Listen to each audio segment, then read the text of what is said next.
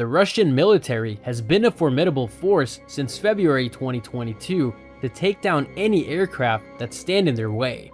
On April 26, NATO's Allied Air Command reported that NATO fighter jets stationed in the Baltic and the Black Sea regions had scrambled multiple times over the previous 4 days to track and intercept Russian aircraft near the Alliance airspace. NATO was quick to act on this. NATO's combined air operations centers in Uedem, Germany and Torrejón, Spain launched Allied fighter aircraft in their respective regions to intercept and identify the approaching aircraft.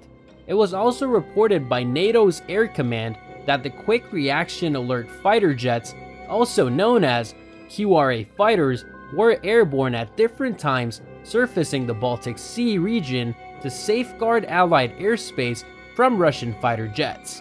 The jets were deployed from Poland, Denmark, France, and Spain. The Black Sea region was also momentarily overrun by Russian aircraft roaming the area. QRA aircraft from the UK and Romania had launched to investigate unknown tracks approaching Allied airspace. The air investigations were reportedly done in a civilized, peaceful manner where no other aircraft were found at the time.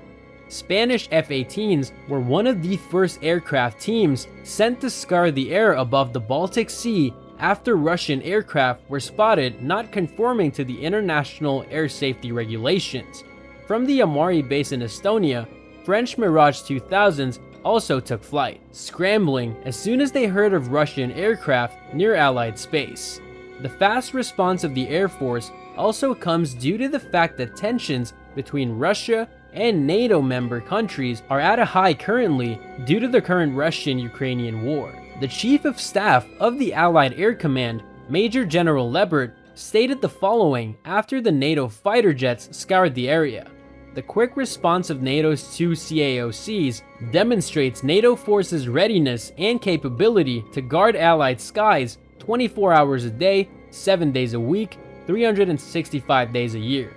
It was clear that the skies were well guarded by NATO forces. But even with this well-known fact, why did Russia's Air Force intrude on Baltic and the Black Sea waters?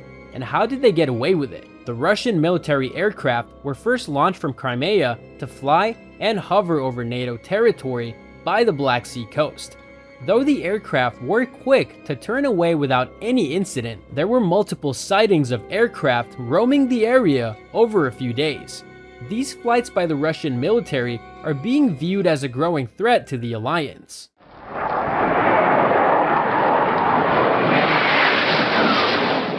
The intent of Russian aircraft flying over the Baltic and Black Seas was not clear to the NATO air policing commanders. This visit from Russian aircraft didn't only worry General Lebert of the Allied Air Command, but also Lieutenant General Fernando Caravaca, commander of the NATO Combined Air Operations Center, who spoke about the incident by saying, "We react to them anytime any Russian aircraft flies in the Black Sea.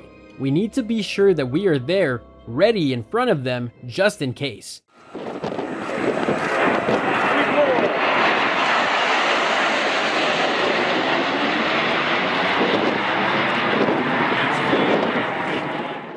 Other aircraft that assisted the Spanish F-18s and the French Mirage 2000s were the 6 Eurofighter Typhoons sent in by the United Kingdom, 8 Italian fighter Typhoons, Romanian MiG-21 Lancers, and the American F-16s. The formation of the fighter jets was a quick, systematic scramble unique to NATO, where 4 combat jets are airborne in formation within 15 minutes. The formation itself was very strategic.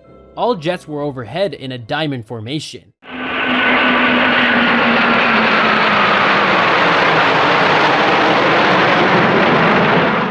The UK Typhoon fighter jets were in the lead, an Italian Eurofighter was positioned in the rear, and the Romanian F-16 was coupled with an Oz F-16. This formation was first presented during the RAF NATO certification ceremony on April 8, 2022. The Chief of Staff of the Italian Air Force, Lieutenant General Luca Gueretti, had publicly disclosed to the Air Force magazine the 4 scrambles on the day the Russian jets were spotted.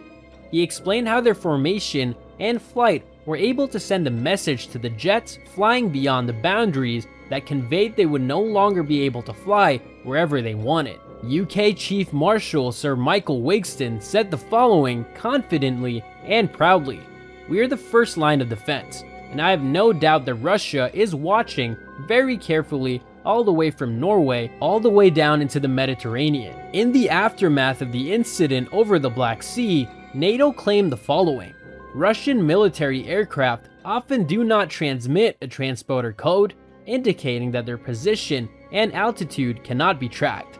Russia's Air Force pilots do not file a flight plan or do not communicate with air traffic controllers, posing a potential risk to civilian airliners." NATO continued on with the following statement: "The fighter jets of the alliance nations patrol the skies around the clock and are ready to scramble in case of suspicious or unannounced flights near the airspace of its allies. Air policing is key to providing security for its members. Fighter jets from Poland, Denmark, France, and Spain have intercepted the Russian fighter jets multiple times since the latter launched an all-out invasion in Ukraine. The Russian aircraft would go on to fly over the Black Sea for 20 days after the first sighting. While more are expected to return, the Alliance's many air squadrons will be standing by and observing."